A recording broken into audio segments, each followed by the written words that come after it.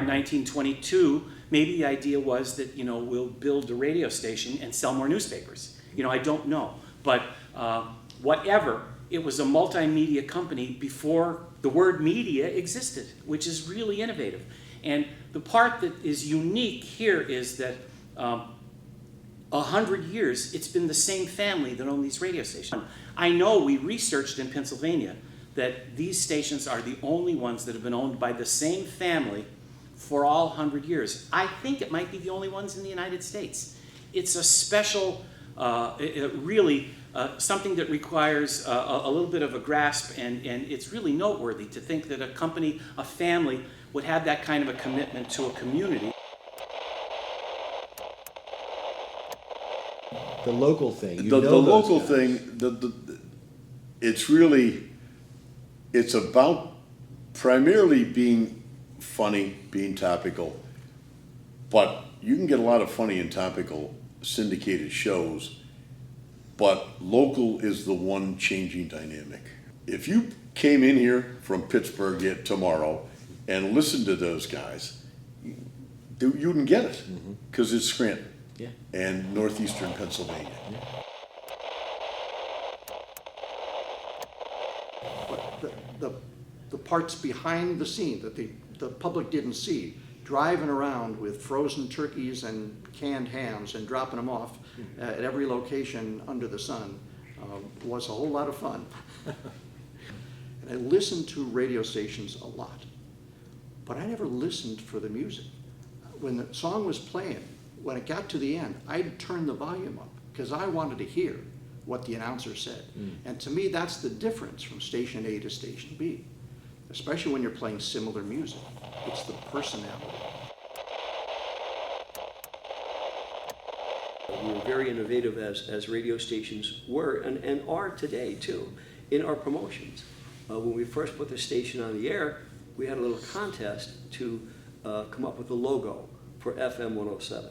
And we had two parts of the contest. One was an award, and I think it was a sound system, a pretty substantial sound system for the most creative logo.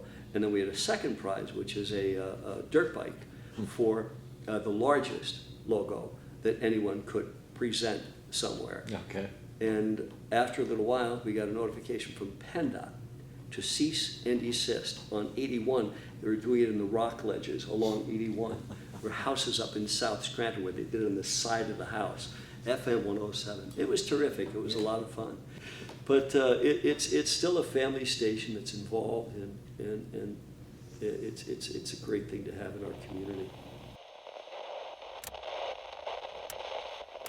But I don't know that too many industries still have that immediacy, that ability to just turn the mic on, say what you're thinking, get an immediate reaction, gauge it, and take it from there. And in that regard, radio is unique.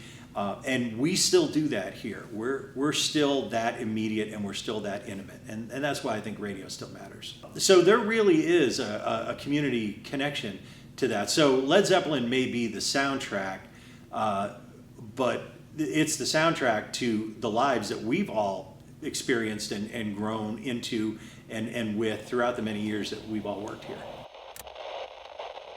There was that connection. And if something happened, you talked about news. Boom, first place they went to, whatever station it was, their favorite radio station, but especially the ones that had a news presence, and WEJL, because of the affiliation being owned and operated by the Times, boom, they turned it on, and they got that. They wanted to know if there was school tomorrow with the weather or cancellations. Yeah. You turned in, there was a reason. Now it's the sameness, it's a blend. So there's exceptions to the rule. Well, Rock 107. Yeah, Rock 107 is a heritage station that they didn't mess with. Right. They let it grow, and it developed into what it is. But and it's not just the DJs talking about local things. I mean, when people hear commercials from some place that's 1,000 miles away versus hearing a commercial for,